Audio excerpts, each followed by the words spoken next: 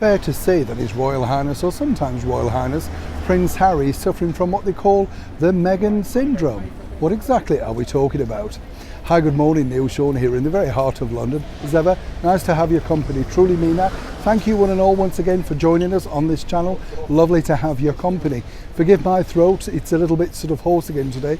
All that hay fever, bit of a downpour, so that was better. But you know, downpour doesn't seem to keep it away for long. Has it been bad in your country, wherever? It's been the worst I've known it ever for hay fever this year. And I know we shouldn't moan because it's lovely weather, but when you suffer from it, you suffer, don't you? I can see you're suffering.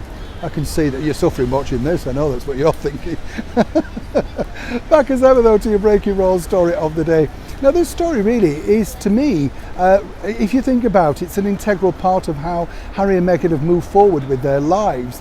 Because when you think, you know, everything now is about celebrity culture. We had Meghan's recent podcast launched with a fanfare of, you know, some dramatic story. Everything has to have drama attached, you know.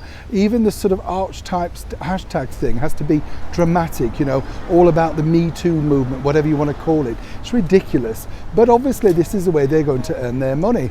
And this really all stems back to the fact that Prince Harry has got a mega paycheck, as we know, from his book publisher Penguin Random House. Now you may have read reports that the book is on, off. Will it be out this year? Will it be out next year? Judging by the response of the people over here in the United Kingdom, people really don't care. They're more interested in that other book, you know, the one that Prince Harry seemingly has yet to read, or indeed the forthcoming one about the royal courtiers. That's even more interesting. But there's a bigger picture behind it, and this is where for me it got interesting, so let me explain. There are problems with Prince Harry's memoir, and as we told you before, these really all stem from the fact that it's one person's idea, memory of that particular incident, story in time. So when you're Prince Harry, of course, you can put down anything you want to your ghostwriter and say, this happened. The bigger problem for the company, the publishing company, the book company, is how can you verify that? Do you have a letter, a phone call, some note, anything to back it up? And according to a very good source, and as ever we have to say allegedly, these are one of the sticking points for Prince Harry moving forward, you see, because when you do a tell-all autobiography, however it may appear, whether it be about your early life as a teenager, your time in the army, if you have a story, you have to back it up. Now seemingly that doesn't seem to be a problem for his wife Meghan Markle. You know, a towering inferno was really just a smoke alarm, allegedly. We're not quite sure exactly what was what. Now, whether this has rubbed off towards Prince Harry remains to be seen, but of course his book publishers cannot afford a massive lawsuit. And this is where it gets interesting, because of course they're cautious, mainly because of Prince Harry himself and whatever he's come up with, you know, we have to say.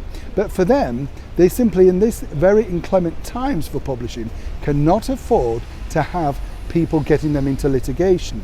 So that's the true reason why everything's now being gone through with a fine-tooth comb. Yes, the plan is also to drop it like Meghan does her things without much forward planning, so it creates a bomb, as they call it in the publishing world, a big buzz. You know, the big day for launching books over here in the United Kingdom is October the 28th, but that really normally necessitates lots of interviews, lots of promo. And as you can imagine, Prince Harry's not keen on doing that. Still looking for that big one-to-one for a sit-down. But if you are waiting for the book and you are wondering what exactly is going on, then that is what's going on. It's been gone through, and once everything's cleared, watered down or verified, finally dedicated fans will be able to get their hands on Prince Harry's memoir. As ever, when I know more, you'll know more. Neil Sean in the very heart of London.